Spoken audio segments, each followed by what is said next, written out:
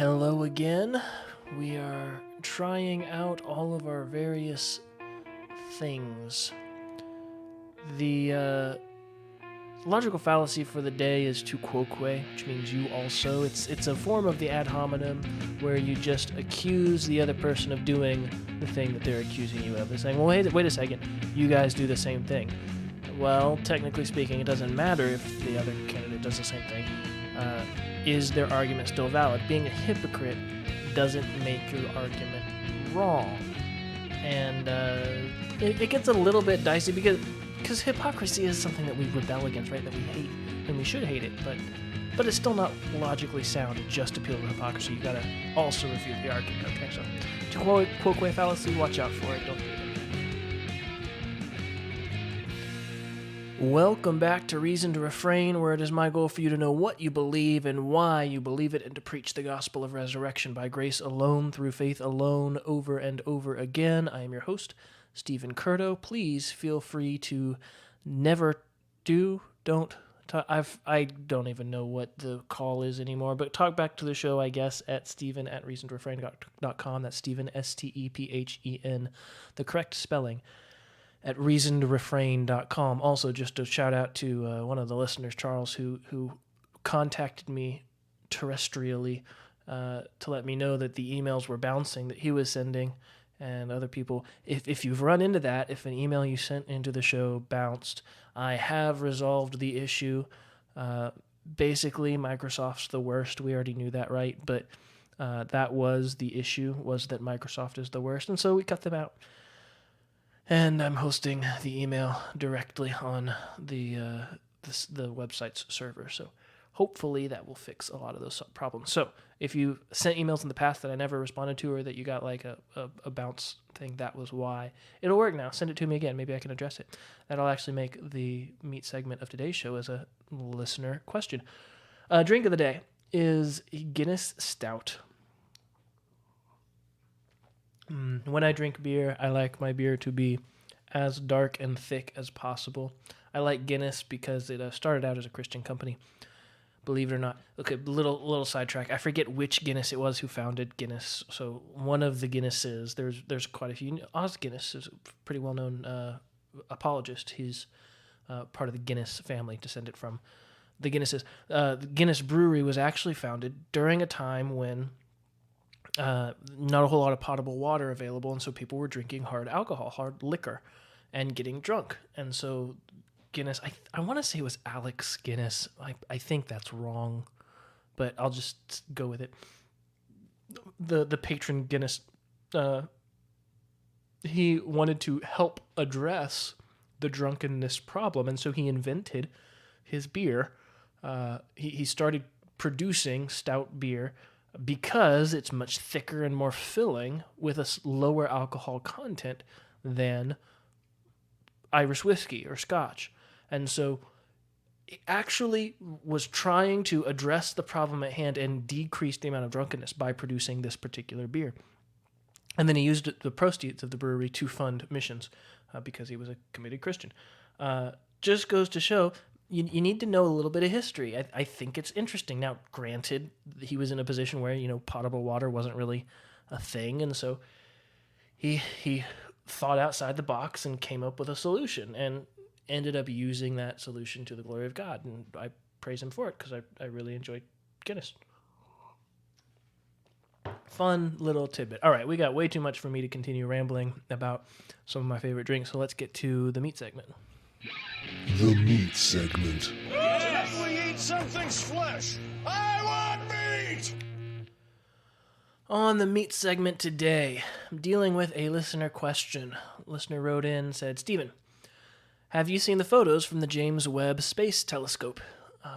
From what I've gathered, the claim is that they are essentially a picture of the universe billions of years ago. If true, that would mean the universe is billions of years old. That seems problematic for a young Earth creationist. How would you respond?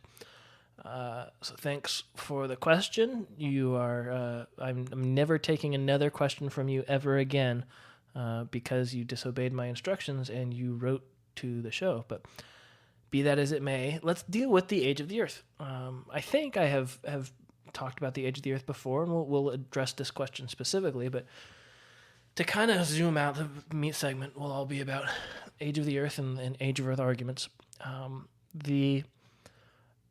Survey the field for a second. The whole question is, how old is the Earth?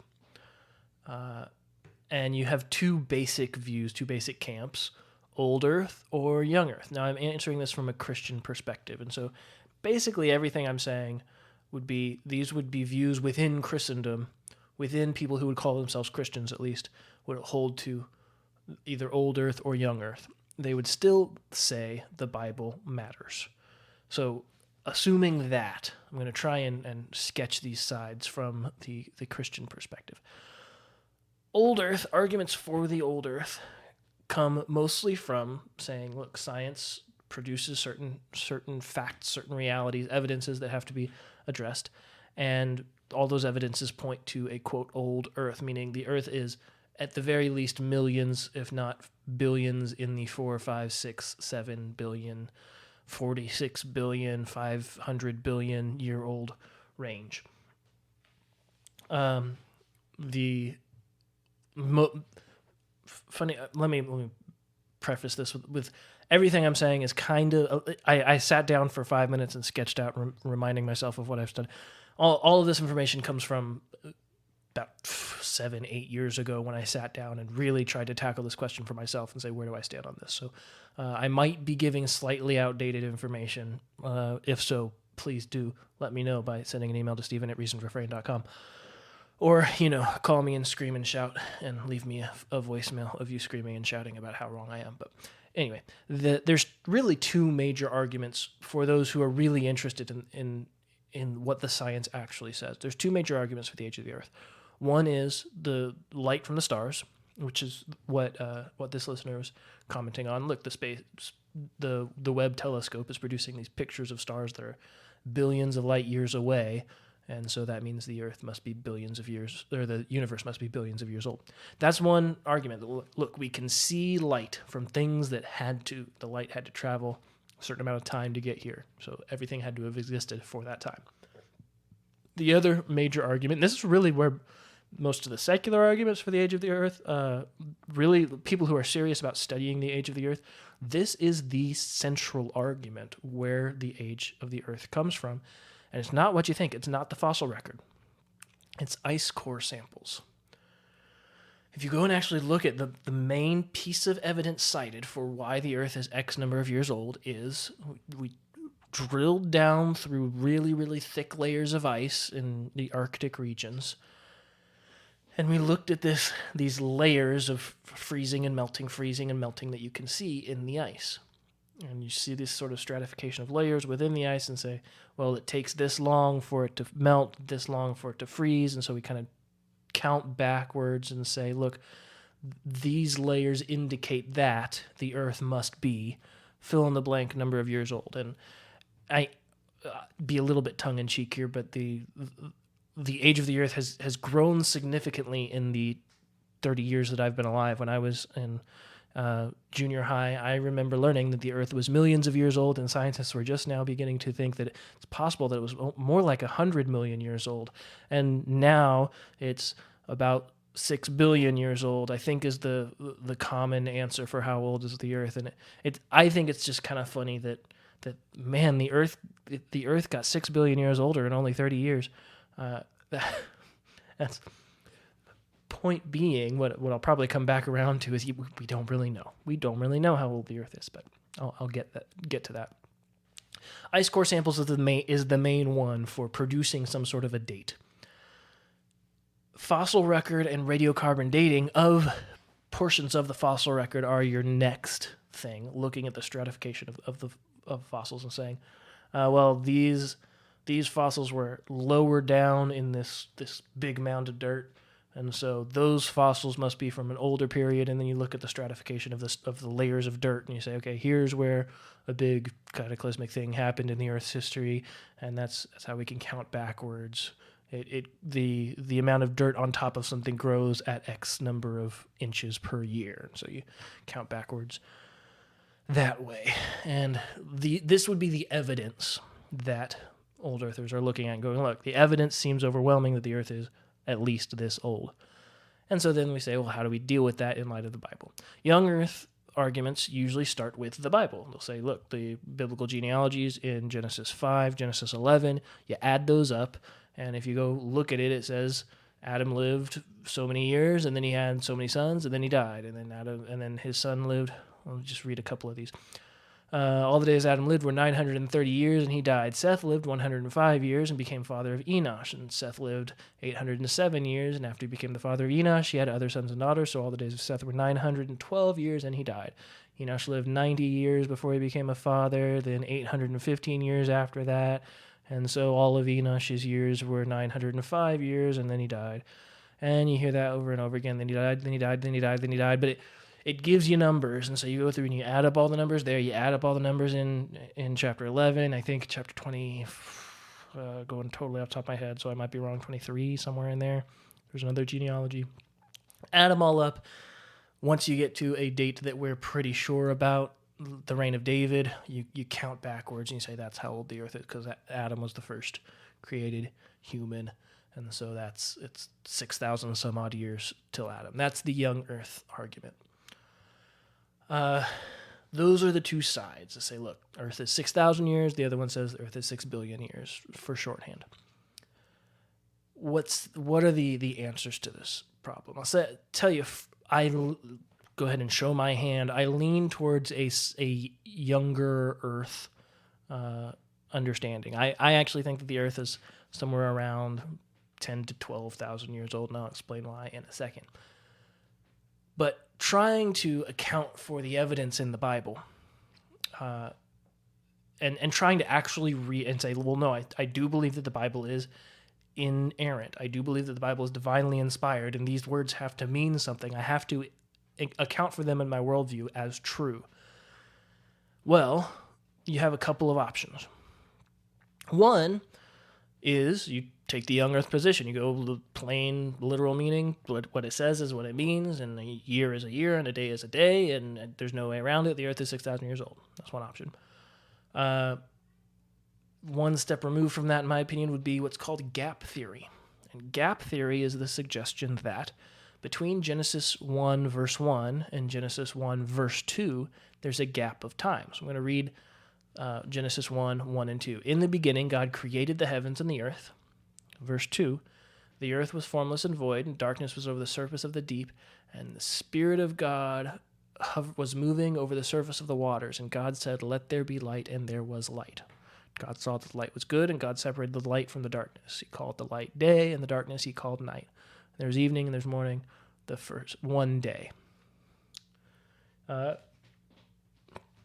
What gap theory says is between that, God created the heavens and the earth being formless and void. Well, that time when the earth is formless and void is unspecified. So in the beginning, and that's way, way, way, way, way back, like say 6,000 years, or 6 billion years. Like way, way, way back, God created the heavens and the earth, and then there's this unspecified amount of time where it was formless and void. There wasn't anything going on. There wasn't any life. And then God started creating, like 6 billion years later.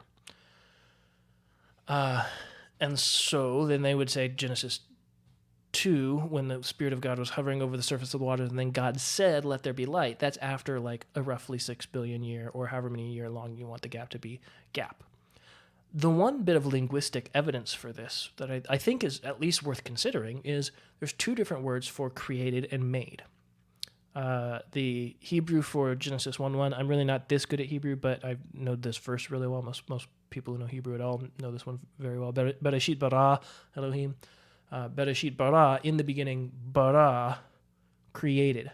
God created, Elohim created, et hashamayim et haaretz, the heavens and the earth. So in the beginning, God barad, created the heavens and the earth. And then later, when God starts making things, it's a different word. Now he's speaking things, but say verse 16, for example. God made the two great lights, the greater light to govern the day and the lesser light to cover the night. He made the stars also. Verse 16, the word made, the verb there, va'asa Elohim et shenei, shenei morot. Like I said, not as good at Hebrew as it sounds like when I'm reading Genesis 1:1. But the word asa is the word for made in verse 16. It also appears in verse 11, verse 12, verse let's see where else. Verse 7. It all throughout this account of God making stuff, verse 25, and then verse 26, let us make man in our image. It's the verb asa, to make.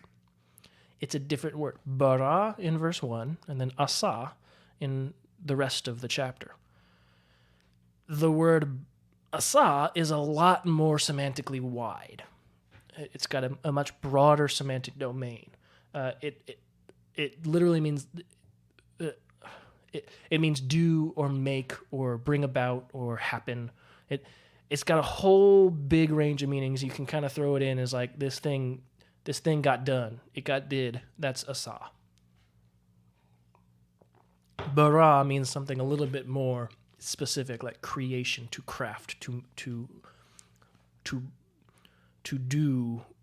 And see, it's hard to really get across the difference between these two words because they kind of mean the same thing, but they are different words that have slightly different meanings. Asa is more broad, bara is more specific. And Genesis 1:1, in the beginning, God barad the heavens and the earth, and then the rest of Genesis chapter 1, he's asaing things, he's making things, doing things.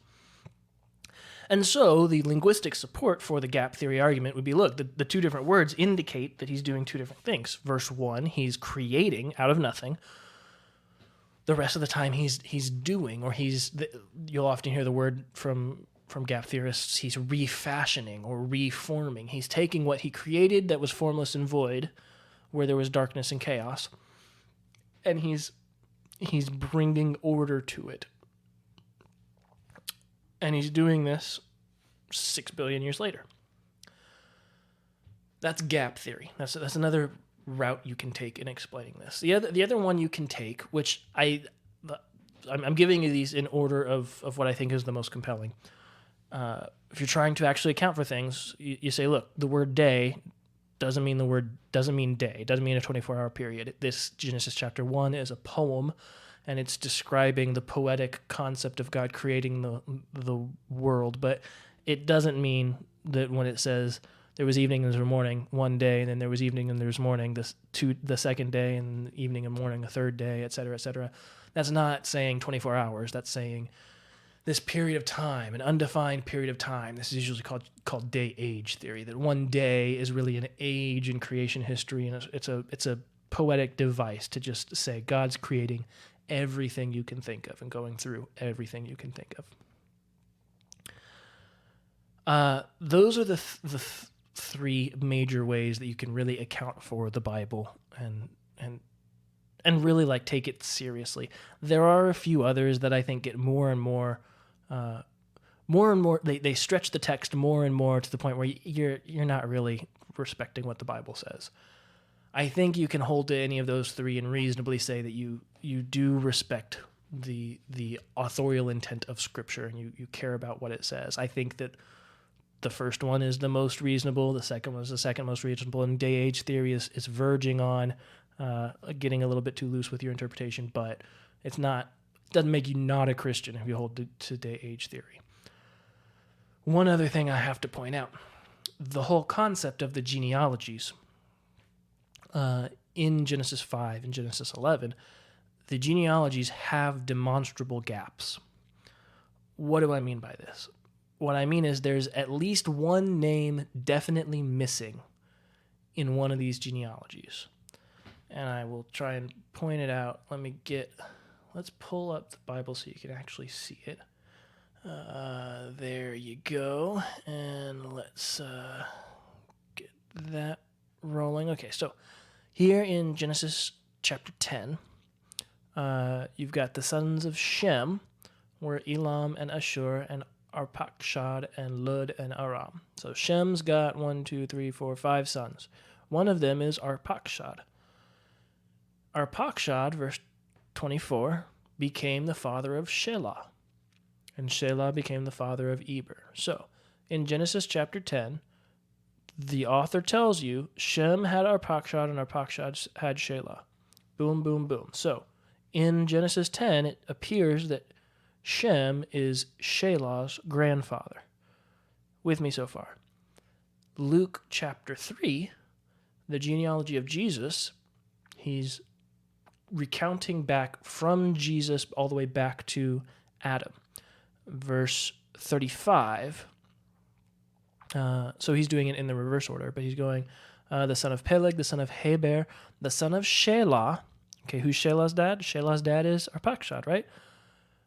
But verse 36 says the son of Canaan, the son of Arpachshad, the son of Shem. So according to Luke chapter 3's genealogy, Shelah is not the grandson of Shem, but the great-grandson of Shem. Why do I point this out? It's not to say that one of these is wrong.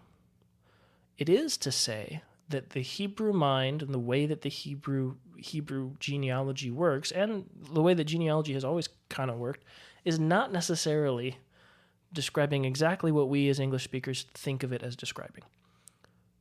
The Hebrew way of recording genealogies meant that this person came from that person. And it's not necessarily saying immediate descendant. It's not necessarily saying his son. It could be saying his grandson. It could be saying his great-grandson. It could be saying his great-great-great-grandson. You made a name for yourself. And so when you, in the ancient world, when you are a man of renown, your name becomes great. You have a family, you have a bunch of sons, you have some daughters, and nobody ever remembers them in the ancient Near East. That's just the reality of how it was. I'm not saying it was right, just describing the reality. You had some sons, and those sons, maybe none of them were particularly renowned. And a couple of your sons had some other sons, and none of them were particularly renowned. Everybody still identifies themselves as the son of you. Let's say Stephen becomes a man of renown. Stephen has this family, and all of his sons are sons of Stephen. Your last name is Stephen or John. What's your last name? John. John, son of Stephen. Okay, you're from Stephen's house. My grandson, if he's still living, if John, has a kid but doesn't ever make a name for himself, doesn't ever become self-sufficient, doesn't ever move out, but just stays as part of my family, guess what? His kid's going to be Jacob, son of Stephen, not son of John.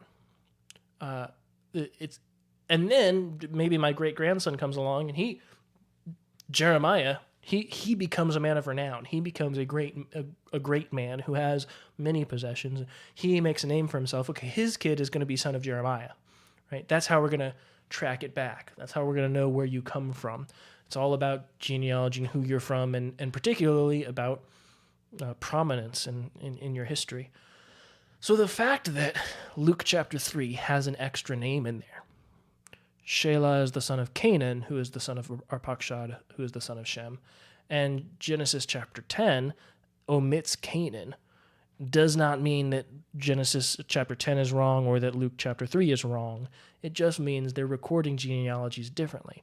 All that to say, the genealogies in Genesis demonstrably have some names missing. The years that you tallied up in between these might not necessarily be reflecting literal 360-day years according to the Hebrew calendar. Maybe these years are representing something else, or maybe it's recording generations or something. My point being, perhaps 6,000 is a bit too strict.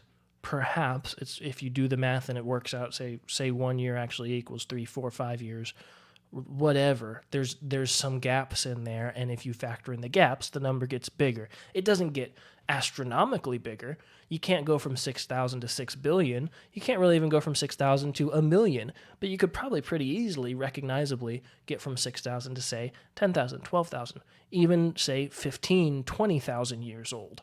If that's how old the Earth is, that doesn't shake my faith at all, and it doesn't stretch the text at all, because there are genealogy gaps. All right.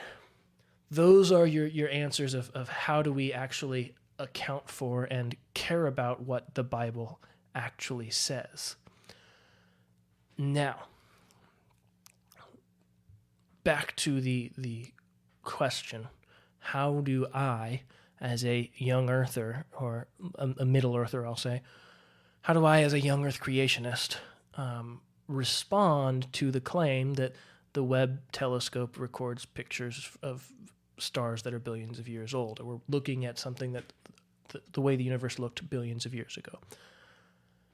Well, let me sketch out my argument for young earth creationism and why I go that way, and it will answer the question. I have to, again, come backwards a little bit with me. The reality is all the systems, every single view with every single nuance, has to account for the evidence out there.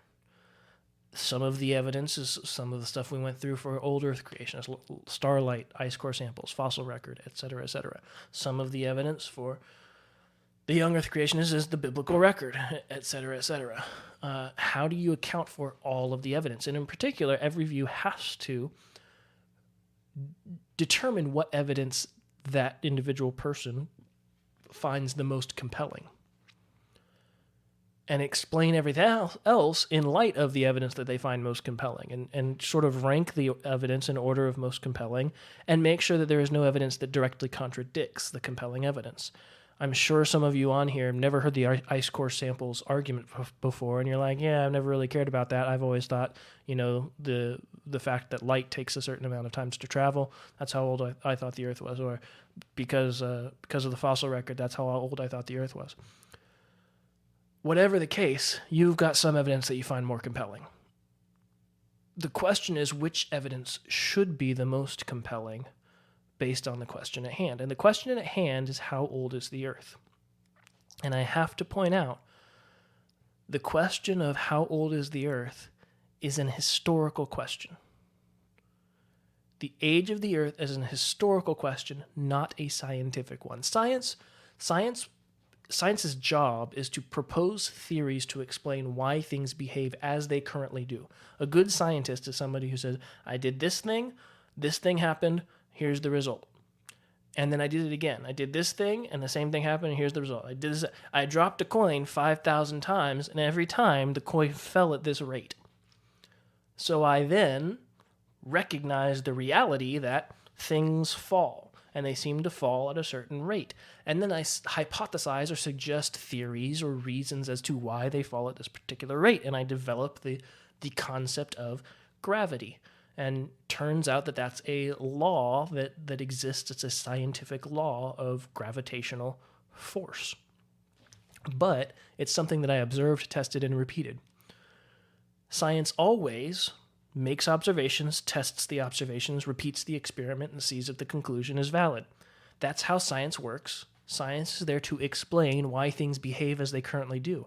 Its job is not to explain why things have previously behaved as they have previously behaved, or to explain where things came from, or to answer historical questions. It's not a knock against science. It's just to say science does one thing, history does another. And if you ask any good historian, you ask what is the evidence that is most important when you're doing history, every one of them will tell you eyewitness testimony is the most important. That is the most highly prized thing when you're doing history. When you're doing science, your own eyes and your own observations and your own record of what occurred is what you most highly prize. When you're doing history, you weren't there, and so the thing that you most highly prize is the eyewitness evidence. And then you also take account of other evidence, archaeological evidence, things that you found, other reasonable logical syllogisms that you put together to explain the eyewitness evidence and see if the eyewitness evidence is reliable. But the eyewitness evidence is at the top of the pyramid. The eyewitness evidence is the primary evidence, the thing that you prize most highly when you're doing history, and the age of the Earth is an historical question. And since those two things are true, the age of the Earth is a historical question, and when you're doing history, you prize eyewitness evidence. And thirdly, I believe that the Bible is eyewitness testimony because I believe it is written by the eyewitness creator. I prize its account most highly. Are you following my logic here? It's not a completely bland, well, the Bible says it, I believe it, that settles it. It's kind of that, but it's based on a particular reason of this is how you do history. And it is based on a particular belief that the Bible is eyewitness testimony. But like I said at the beginning, we're talking about Christians here. Christians are supposed to agree that the Bible is eyewitness testimony. If we do agree that the Bible is eyewitness testimony, then we all agree that it's the most important it's the most important evidence to consider when asking the question, how old is the earth? Combine that with the fact that I think that reading the Bible in a way that stretches it the least, reading it in its most natural sense, trying to read it from the perspective of the original author, seeking authorial intent. This is the concept of what's called hermeneutics, the science and art of interpretation. I think the most logical conclusion is somewhere around 6,000 to 15,000 years old is how old the earth is, accounting for genealogical gaps, but reading the historical people as historical people and the historical eyewitness account as an historical eyewitness account.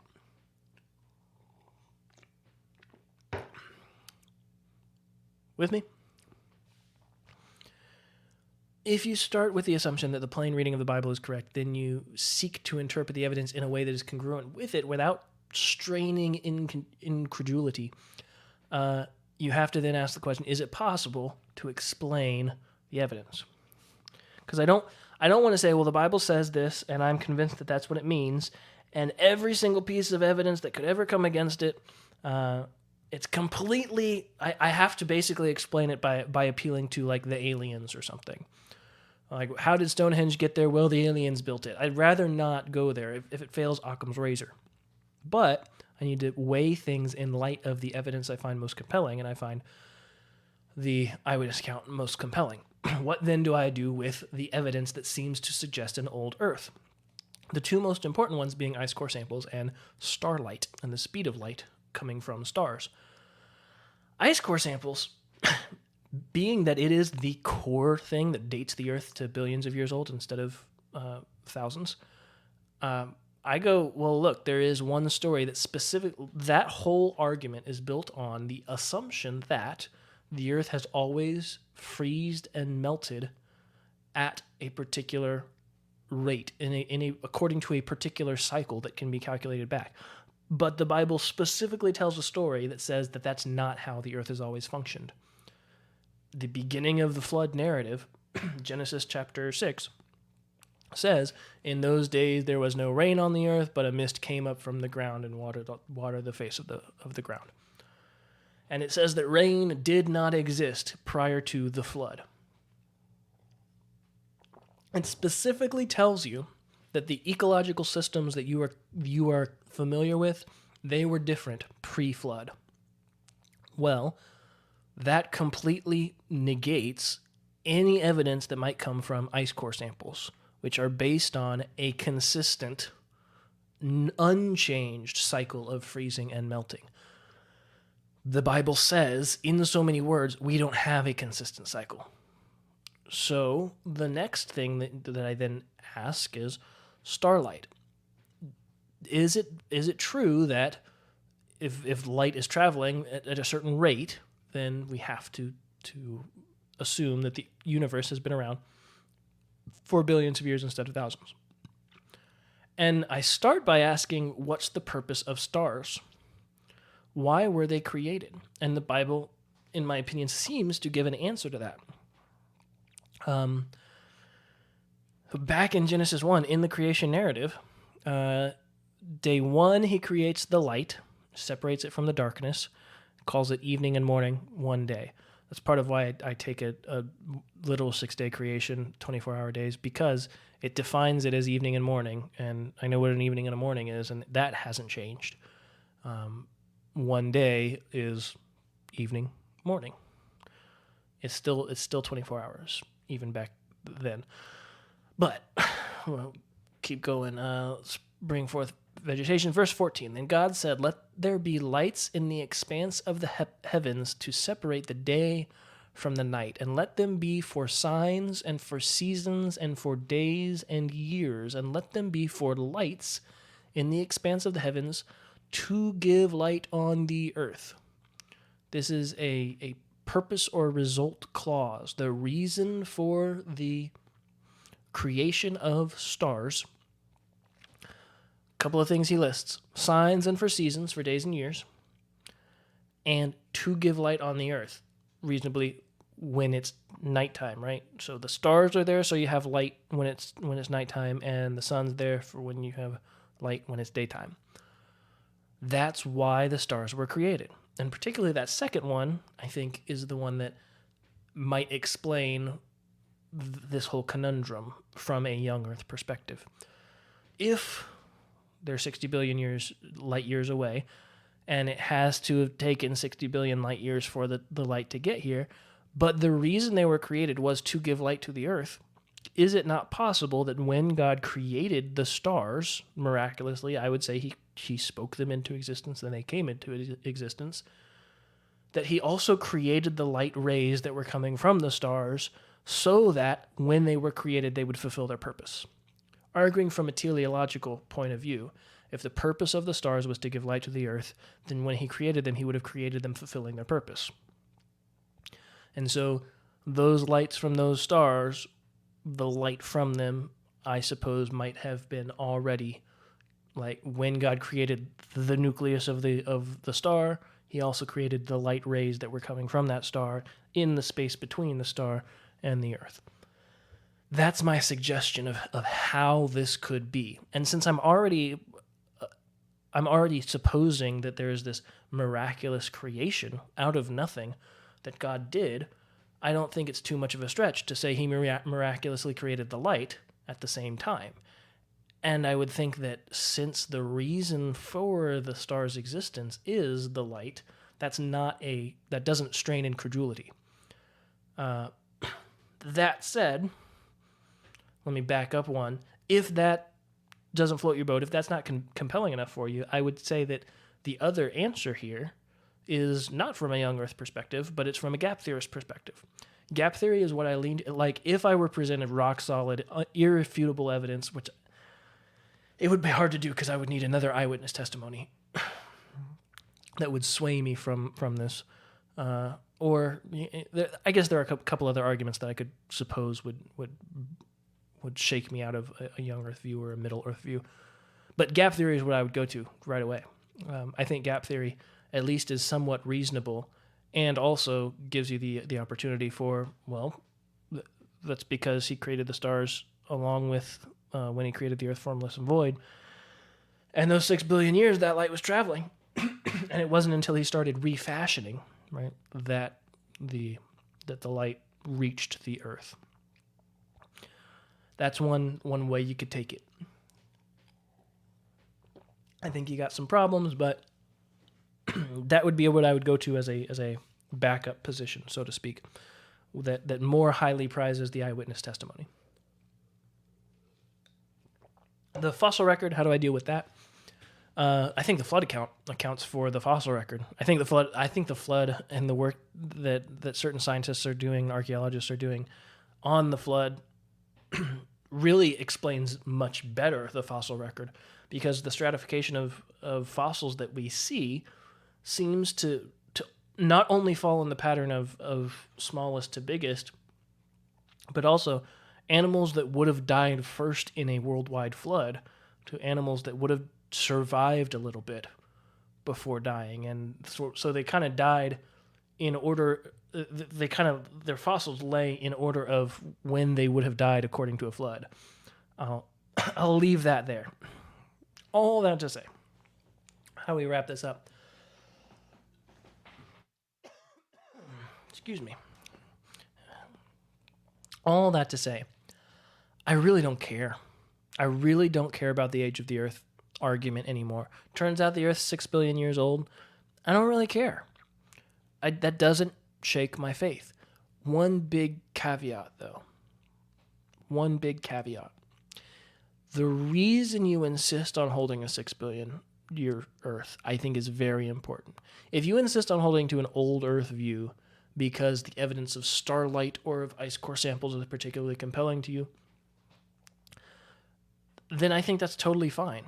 I think gap theory reasonably explains why the Earth, how the Earth evidence could support a 6 billion year old Earth.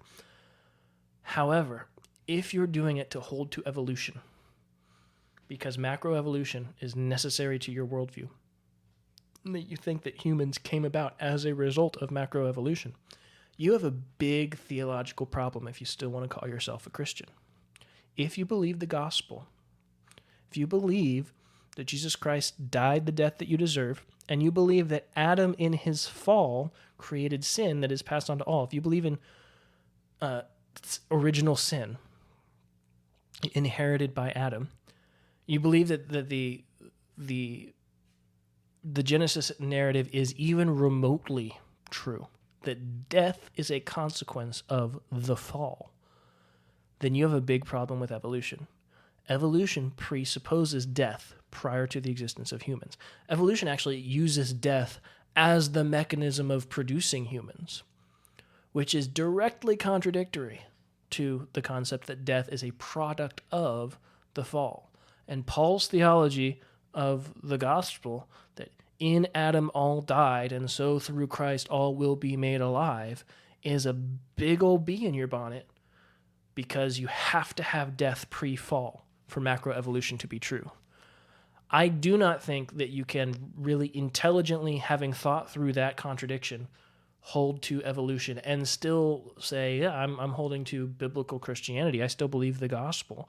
I think you've got a huge, massive contradiction there in your worldview. You have to let go of one of those two things. You have to either let go of the gospel or let go of macroevolution. And honestly, I think one of those two things is way more compelling, but that's probably another show for another time. I have way gone over my normal time limit for the meat segment, so let's move right along to my 3 favorite news stories from the last week. It's my 3 favorite news stories from the last week. More or less.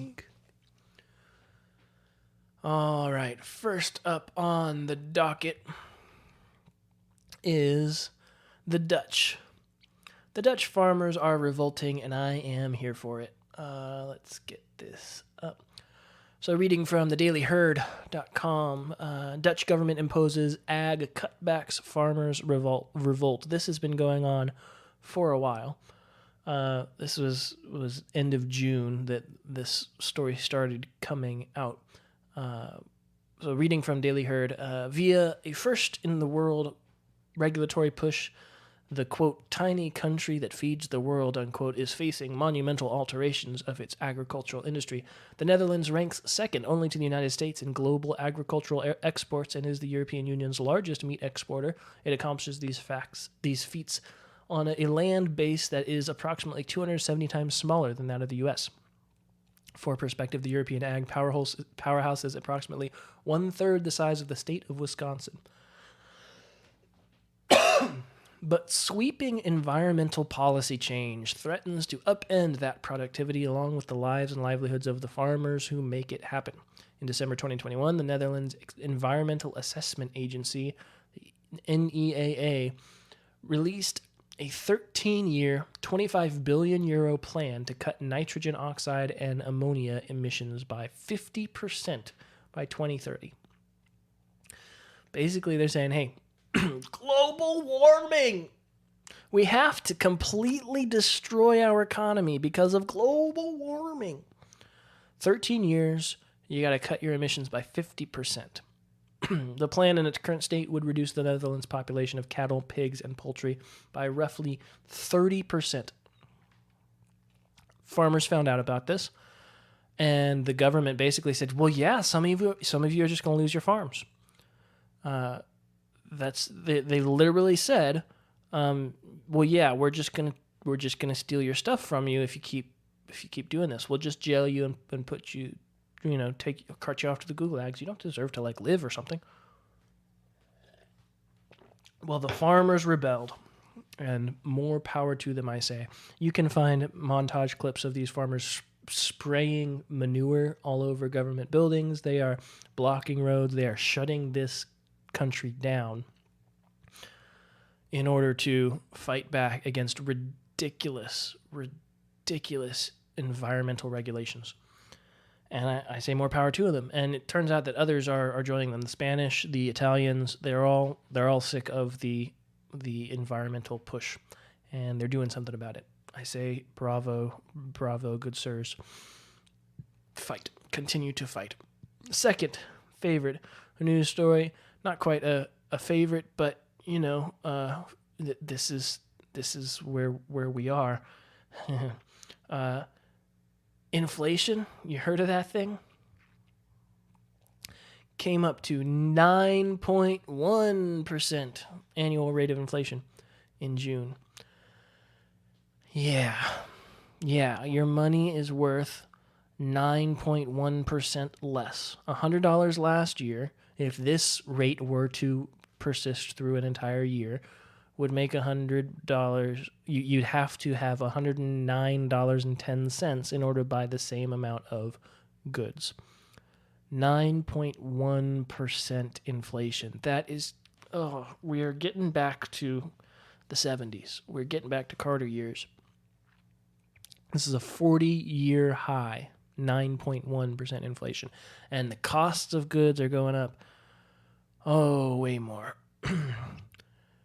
This is disastrous for all people who want to continue using the dollar. I would suggest figuring out other plans. Maybe look into gold. Maybe look into silver. Maybe hedge your savings with something that is akin to real money. We've talked a lot about money on the show before, so if you're wondering what I mean by that, go listen to other episodes. Last favorite news story is actually going to take a little bit of time, which is why I'm rushing a little bit. And it's both a favorite news story and an old man Joe and an I'm a good person, so we get to listen to those bumps in succession just because I love them so much. And I see like an old man. The big difference between mostly dead and all dead. Please open his mouth. Old man Joe, what you gonna tell me? Old man Joe, what you gonna say? Oh, what? Oh, yeah, I'm a good person. I remember birthdays. For example, 37. You better think of me when you're drafting up your will. Oh, old man Joe said to the world, I'm a good person, by releasing an executive order. Because that's what you do if you're president. You release executive orders when you have zero ability to do anything that you want to do. And the executive order that he released is to protect abortion access. And so we're going to watch portions of his presser to explain his executive order. I'm going to play it back on a little bit faster than he's actually speaking. Just know he isn't actually this coherent. I'm going 1.23 speed. So just realize everything he's saying, he's actually saying it 0.23% slower, and it's surprising that it's actually slower than this, what you're hearing or seeing. Before I speak to the Supreme Court extreme decision overturning Roe, I want to comment on one piece of good news, economic good news today. Today, the Labor Department reported that we've added 372,000 jobs last month. Gotta work that in. I know I'm here to talk about the Supreme Court, but before I do that, let's go ahead and pretend like I'm doing a good job on the economy. 372,000. Here's why it's important. Our private sector has now recovered all of the jobs lost during the pandemic and added jobs on top of that. We have more Americans working today in the private sector than any day under my predecessor, more today than any time in American history. Today. In the second quarter of this year, we created more jobs than any quarter under any of my predecessors in nearly 40 years before the pandemic. Think about that. At a time when our critics said the economy was too weak or having already added more jobs, we had already added more jobs my first year as president of any president in history, we still added more jobs in the past 3 months than any administration in nearly 40 years. Now look, I know times are tough. Prices are too high. Families are facing the cost of living crunch. But today's economic news confirms the fact that my economic plan is moving this country in a better direction. Yeah, more people have jobs. Now, the money you're making at those jobs is getting more and more worthless because of me. Times are tough, as he says. But, at least you can trade that work for less. The unemployment rate is near a historic low of 3.6%. Private sector. Get forward to when he This starts was talking not a about decision driven by the Constitution. Let me say it again. This was not a decision driven by the Constitution. Now, we went through the decision on our last episode, and it so very clearly was a decision driven by the Constitution. Let's keep going. And despite what those justices in the majority said, this was not a decision driven by history. You've all probably had a chance to read the decisions and the dissent. The majority. You listen to my show, so you know what's in the decision. It totally was a decision based on history. It was like 30 pages of historical precedent for overturning Roe v. Wade. Okay. The majority rattles off laws from the 19th century to support the idea that Roe was a historic anomaly because states outlawed abortion in the 1880s toward the end. But that's just wrong. The truth is, today's Supreme Court majority that is playing fast and loose with the facts. Even 150 years ago, the common law and many state laws did not criminalize abortion early in pregnancy, which is very similar to the viability line drawn by Roe. Yeah, but as we discussed and as the opinion discussed, Casey didn't draw that line. Casey didn't do that. Casey made it, no restrictions on abortion at all. So the argument you're putting forward, even if it were valid, which I don't really think that it is, but even if it were, would only support the idea that we should only overturn Casey. So you're saying we should overturn Casey, right? But the Dobbs majority ignores that fact. And the Dobbs majority ignores that many laws are enacted to protect women at the time when they were dying from unsafe abortions. This is the horrific reality that Roe sought to end. Unsafe abortions, that's a tired old claim. Back alley abortions, they weren't happening. They just weren't. They were happening. They were not happening that frequently, and so you don't need to completely legalize all abortions in the entire nation in order to protect the 13 that occurred. Maybe you just deal with those 13 as individual cases, in the justice system that's built to address the exceptions to the rule, so to speak. But no. Practice of medicine should not be frozen in the 19th century. So what happened? The dissenting opinion says as clear as you can possibly say it. And here's the quote. Neither law nor facts nor attitudes have provided any new reason to reach a different result than Roe and Casey did. And all that's changed is this court, end of quote. All that's changed is this court. You can tell he doesn't know any, and that's wait, that's not what I meant. And all that's changed is this court. Oh, the only thing that's changed is this court. That's what it's saying. All that's changed is this court. He's trying to read from the teleprompter and just not quite succeeding, and it gets funnier. That wasn't about the Constitution or the law. It was about a deep, long-seating antipathy toward Roe and the broader right to privacy. As the justice wrote in their dissent, and I quote, "The majority has overruled Roe and Casey for one and only one reason, because it has always despised them, and now it has the votes to discard them," end of quote. So it being the court, and the court should despise bad precedent, so it's discarding bad precedent.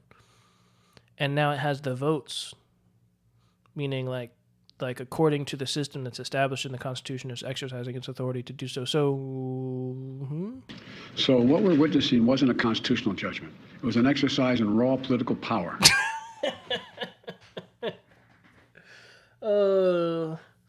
I'll go ahead and commit the two Quoque fallacy since it's the fallacy of the day.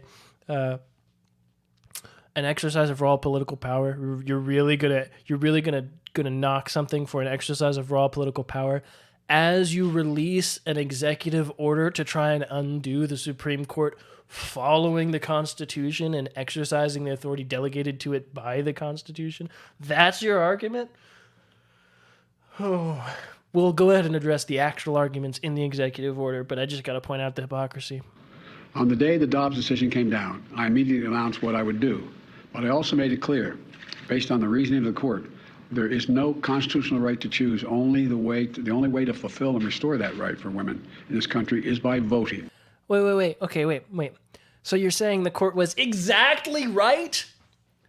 That there is no constitutional right to abortion. You said right to choose, but what you mean is right to choose to abort a baby, to kill a baby. There's no constitutionally protected right to abortion. And that's exactly what the court said. And that's, as I explained on the show last week, all it said. That is all that decision said. It said, look, it's just not in the Constitution. You want it? Vote for it. So you're saying exactly what the court is saying. By exercising the power at the ballot box. Let me explain. We need 2 additional pro-choice senators and a pro-choice House to codify Roe as federal law. Your vote can make that a reality. I know it's frustrating, and it made a lot of people very angry, but the truth is this, and it's not just me saying it, it's what the court said. When you read the decision, the court has made clear it will not protect the rights of women, period. I mean, it will not protect the rights of women, period. No, sure, fine. Let's say that. But you agree that the Constitution doesn't protect the right to an abortion, and so you're pursuing the proper action, right? You're encouraging people to vote, and if that's what you want legislatively, you write, what's the word? Legislation.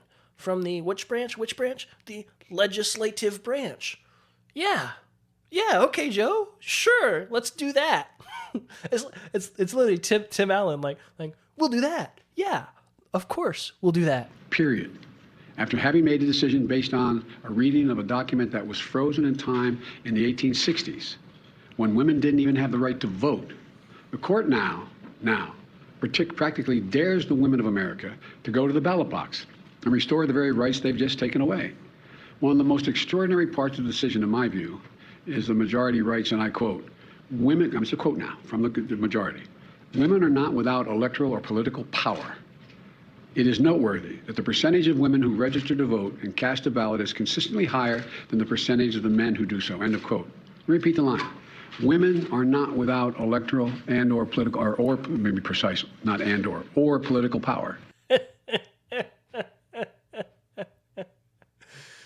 Did you catch it?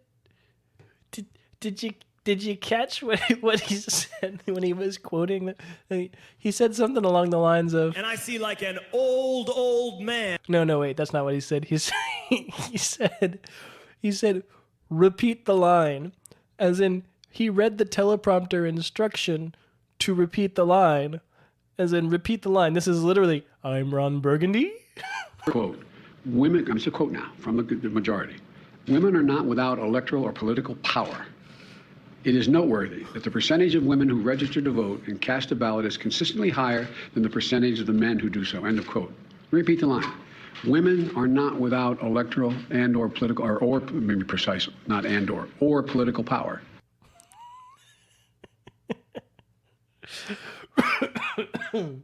Repeat the line. Repeat the line.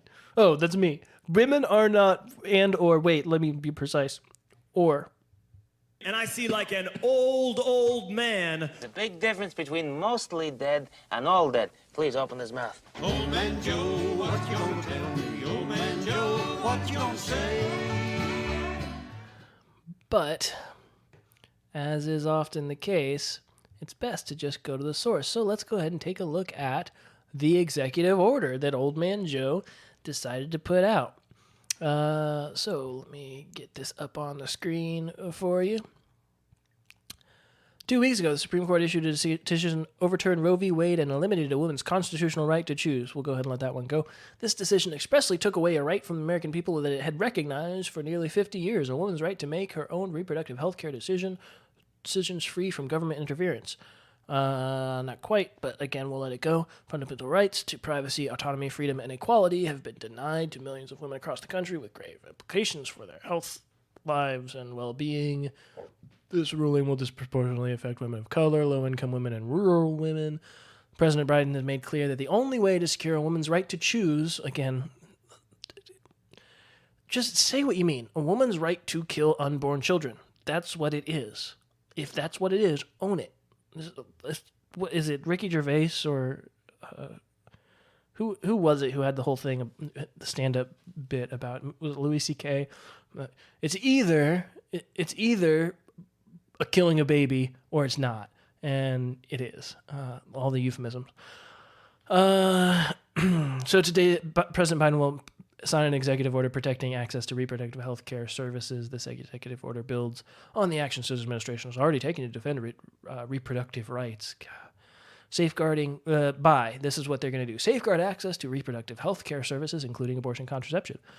Protecting the privacy of patients and their access to accurate information. 3, promoting the safety and security of patients, providers, and clinics. And 4, coordinating the implementation of federal efforts to protect reproductive rights and access to healthcare. How are they going to safeguard access to reproductive healthcare services? Well, they're going to protect access to medication abortion.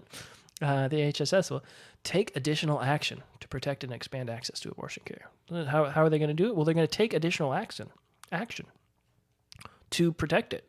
Well, like what actions are they going to take? Oh, well, they're going to take actions. Ensure emergency medical care. HHS will take steps to ensure all patients have access to the full rights and protections of emergency medical care afforded under the law. Okay, but how? Well, by considering updates to current guidance that clarify physician responsibilities and protections. So how are they going to do it? They're going to consider updates. That's how they're going to ensure emergency medical care, protect access to contraception. They're going to do this by long-acting reversible contraception. Security of HSS has already directed the Centers for Medicare and Medicaid Services to take every legally available step to ensure patients have access to family planning care and protective family. So what available steps are they going to take? How is the HHS going to take it? Well, they're going to instruct people to take steps. Well, what steps? Launch outreach and public education efforts. The HHS will increase outreach and publication efforts regarding access to reproductive health care services, including abortion, to ensure that Americans have access to reliable and accurate information about their rights and access to care. Okay, that's at least something. So what you're saying is we're going to talk some more. We're going to talk a bunch more about how abortion is reproductive rights, women's health care, protecting patient privacy and access to accurate information. What I particularly love about the last one of coordinating implementation efforts. So when we actually get to the part of the executive order that says, how are we going to do all this? How are we going to do it? What are we actually going to do? To ensure federal government takes a swift and coordinated approach to addressing reproductive rights and protecting access to reproductive health care, the President's executive order will establish an interagency task force. That's right. We're going to get the band back together. Task force.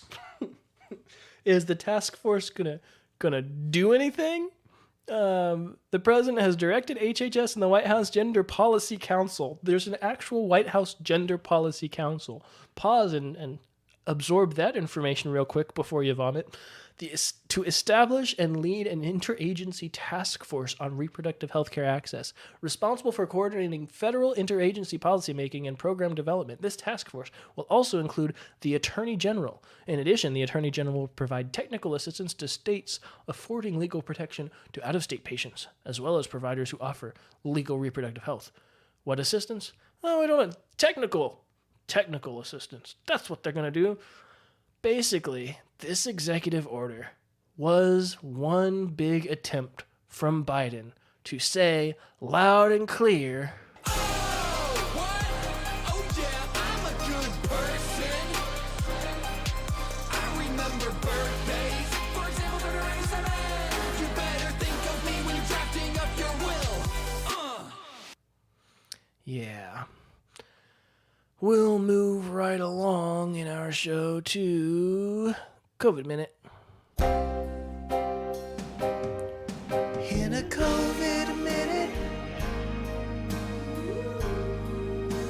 everything can change. In a COVID minute, things can get a little strange. In a COVID minute. On COVID Minute today, reading from Not the Bee, a new study says COVID vaccines altered menstrual cycles in 42% of women who received them. 42% of women who received the vaccine, according to this recent study, had alterations in their menstrual cycles. Now, as is always the case, you read a headline that affirms your preconceived biases, and you go read the study, and you make sure, wait a second, let's double check this. So here's the study. And this is a full-on leftist study. You can find all throughout how they made sure to use gender-affirming pronouns. They made sure to talk about the Latinx and the Latinx minorities who were within their study. I mean, they went above and beyond to make sure that this was leftist approved. This is not a right-leaning production. This was from Yale. Like, Yale signed off on this. So this is about as biased of an article as you can get in the opposite direction from me. And this is the abstract of the article. And I'll go ahead and point out that it actually doesn't disprove as much as they wanted, as much as I would like it to. But early in 2021, many people began sharing that they experienced unexpected menstrual bleeding after SARS-CoV-2 inoculation. We investigated this emerging phenomenon of changed menstrual bleeding patterns among a convenience sample of currently and formerly menstruating people. Notice the use of the words menstruating people, not women. Using a web-based survey, in this sample, 42% of people with regular menstrual cycles bled more heavily than usual, while 44% reported no change after being vaccinated among respondents who typically do not menstruate. So, meaning, hopefully, I think what you mean is women who are beyond the age of menstruation, right? Like postmenopausal women. 71% of people on long-acting reversible contraceptives, 39% of people on gender-affirming hormones, 60% of postmenopausal people reported breakthrough bleeding. Meaning, women who are trying to pretend they're men and postmenopausal women still had some menstrual bleeding. We found increased breakthrough bleeding was significantly associated with age, systemic vaccine side effects, fever, fatigue, history of pregnancy or birth, and ethnicity. Generally, changes to menstrual bleeding are not uncommon or dangerous, yet attention to these experiences is necessary to build trust in medicine. So we had to, we really wanted to not report this information, but that would completely disregard our viability as a medical institution. You lost me when you used the phrase menstruating people, but yeah. So, of the people that they're interviewing or asking for information from, you got some people in there who you would expect some irregularities in their cycle, right? People who are on, quote, gender-affirming hormones, meaning women who are trying to be men, trying to pretend to be men. 39% they made up a portion of this study. Add to that fact that women are really what's the right way to put this without stepping in too big of a pile of manure. Widespread medicine-based contraception has really messed up women's cycles in recent history. And when I'm saying recent history, since like the 60s when the pill was invented. So yes, I would say that this evidence, 42% of people saying, look, I took the vaccine and then I had some irregularities where I'm normally pretty regular. That's at least noteworthy. That, what do you know? More, pumping more different things into your system isn't a good thing. Who'da thunk? Turns out the long-term data on the vaccine that was rushed, how normally you'd have 5 years of longitudinal data on a vaccine before you push it on a population, and we are currently 2 years out from the creation of this vaccine, and how I've been saying from the beginning, you can go back and listen to the episodes, in 5 years, if there is no adverse data, of course I'll get this vaccine, but I want the normal studies done before I start pumping my body full of something new. Turns out the studies are revealing this new thing wasn't as safe as they all said it was. It's going to cause you some problems. The anecdotal data is there. I'm sure you've talked to people who have had some adverse effects from this vaccine. And here's some more from a leftist-leaning source that says, yeah, there have been some side effects that maybe we should have, waited and tested and seen before pumping it in the arms of everyone in the world. take that for what it's worth. Let's go ahead and move right along to Twitface. And it looks as though we're in for a splendid afternoon sport on this, the 127th Upper Class Twit of the Year show. And there's a big crowd here today to see these prize idiots in action. So there was a Twitter post that came, it was a Facebook post that came across my feed that, and you just disappeared on me. There we go. Come on. Stay there. LJ Castro. Today I made a big decision. A lot of people called me crazy because of how young I am for getting this procedure. Today I got a vasectomy. It was quick and painless. Oh, and insurance covers it. If don't have insurance, it's only $700. Women's birth control kills their body and a lot of times can have bad side effects. Hey, we actually agree. I'm against women's birth control. And the crazy thing is vasectomies are reversible. Well, with complications, but sure. Not only that, there are so many kids that would love to be adopted, and honestly, that's my plan. Until then, I have my dog, who is my son in my eyes. No, your dog's not your son. Your dog is your dog. Shut up. Guys, stop being selfish. Women go through a lot. Get the procedure, especially if you're just getting women pregnant without being in their lives. I'm not crazy. I'm fair and understanding. And then he puts a note, this was my private Facebook, but I recently made it public. So he went viral because of this post, and I have some thoughts. So your contention, the premises of your contention is, look, women's birth control is terrible for them. Yes, I agree. It causes all kinds of side effects that they don't know about, that they aren't warned about, and it causes problems for their bodies. Yes, women go through a lot. Yes, absolutely. There are plenty of kids out there who want to be adopted, and we should be adopting them. Yes, amen. If you're just getting women pregnant without being in their lives, you should do something about it.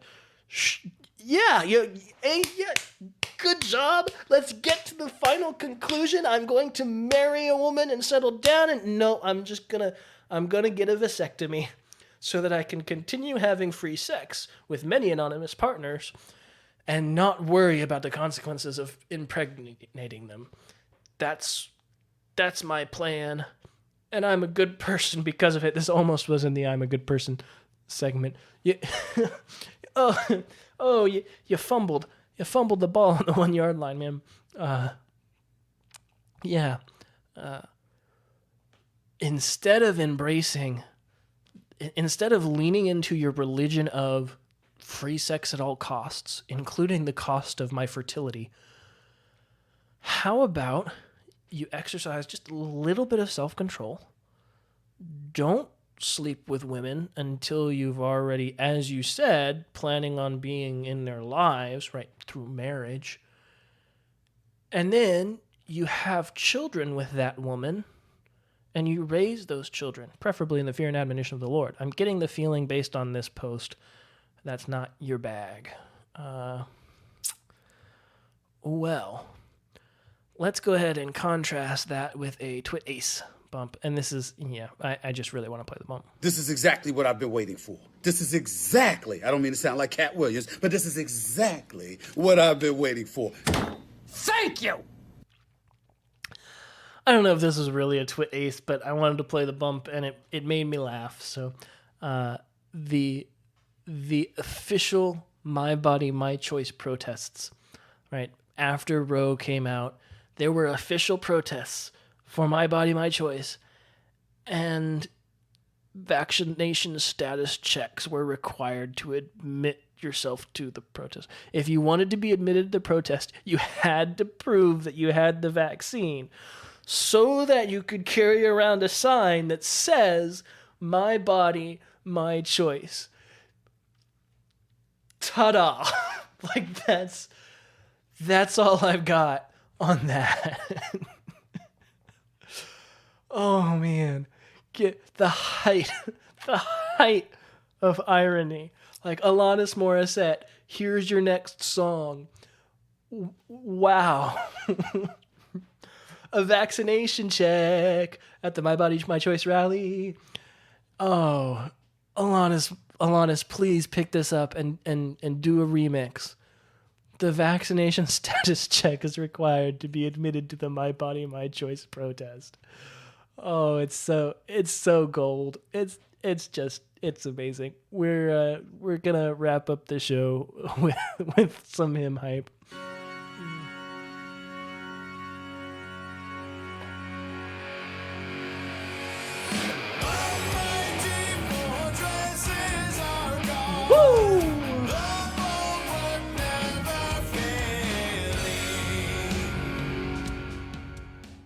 Can't remember if I've ever done this hymn on the show before, but we're going to do it again if I have. My Jesus, I Love Thee by William Featherston. Really great old hymn. My Jesus, I love Thee, I know Thou art mine. For Thee all the follies of sin I resign. My gracious Redeemer, my Savior art Thou. If ever I loved Thee, my Jesus, 'tis now. Every single line ends with, if ever I loved Thee, my Jesus, 'tis now. Really great old hymn. Love the lyrics. Quite profound. And reading from 101 More Hymn Stories by Kenneth Osbeck on this hymn. It is difficult to realize that this beloved devotional hymn, which expresses so profoundly a believer's love and gratitude to Christ for what he accomplished in redemption, was written by a teenager. The author, William Ralph Featherston, sometimes spelled Featherstone, was born on July 23, 1846 in Montreal, Canada, son of John and Mary Featherston. The family were members of the Wesleyan Methodist Church of Montreal. It is thought that young Featherston penned these words at the time of his conversion experience when only 16 years of age. Though information about William Featherston is scarce, it is believed that he then sent the text to his aunt, Mrs. E. Featherston Wilson, living in Los Angeles, who in turn encouraged its publication. It is reported that the original copy of the poem in the author's boyish handwriting is still a cherished treasure in the family. Rather strangely, however, the hymn text appeared anonymously with a different tune in an English hymnal, the London Hymn Book, published in 1864. The composer, Dr. A.J. Gordon, a well-known evangelical pastor of the Clarendon Street Baptist Church of Boston, Massachusetts, discovered this anonymous hymn in the London Hymn Book in 1870 and was attracted to its text. For several years, Dr. Gordon had been working on assembling a new hymnal geared especially for Baptist congregations. As he meditated on the anonymous English hymn one day, he became dissatisfied with its existing melody, and as he later said, in a moment of inspiration, a beautiful new air sang itself to me. The hymn in its present form first appeared in the hymnal The Service of Song for Baptist Churches, compiled by S.L. Caldwell and A.J. Gordon and published in 1876. The hymn has been included in nearly every evangelical hymnal published to the present time. Dr. Gordon is also the composer for the rather well-known gospel song In Tenderness He Sought Me. Adoniram Judson Gordon was born in New Hampton, New Hampshire, in April 19, 1836, and was named for the famed pioneer Baptist missionary to India, Burma. He died on February 2, 1895, in Boston after a life of, quote, unsurpassed usefulness to his fellowmen and devotion to his Lord. After graduating from Newton Theological Seminary, Gordon was ordained to the Baptist ministry in 1863, and 6 years later he was called to pastor the prestigious Clarendon Baptist Church of Boston. He became a close friend of D.L. Moody and was a great assistance to Moody's evangelistic efforts in Boston. Gordon's literary accomplishments include the editing of hymnals, the Service of Song for Baptist Churches, and the Vestry Hymn and Tune Book.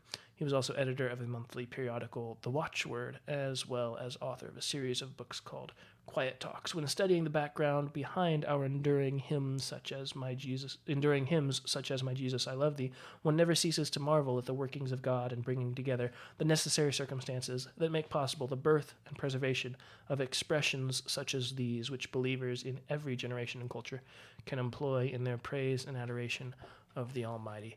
Couldn't agree more, Kenneth. It's a hymn that I definitely, if you haven't ever heard it, Oh, it's great. It's a good sort of lullaby tune if you sing it to your children at night. And they'll learn the love of Christ, and what more could you want? We are going to go ahead and ask you to please share the show with everyone you know. Leave a 5-star review on the iTunes. I'd appreciate it. Even if you hate it, go and leave a 5-star review so that other people will see it and hate it with you, right? Share it with your friends and say, this is the stupidest guy on the planet. Let's get together and laugh at him. But share it with them. And then send me your hate mail and your praise mail and whatever else you want to at Steven@reasonedrefrain.com. That's Steven, Stephen, the correct spelling, at Reasoned Refrain, ReasonedRefrain.com. Colossians 3:16, let the word of Christ dwell in you richly, teaching and admonishing one another in all wisdom, singing psalms and hymns and spiritual songs with thankfulness in your hearts to God. You'll hear me next time unless Jesus comes back before then. Reasoned Refrain is produced by Stephen Curto. The views and opinions expressed in this episode are my own and should not be taken as reflective of any institution with which I am associated. Theme song written and performed by J.J. Anderson and Stephen Curto, mastered by J.J. Anderson. Reasoned Refrain is the property of Stephen Curto, all rights reserved.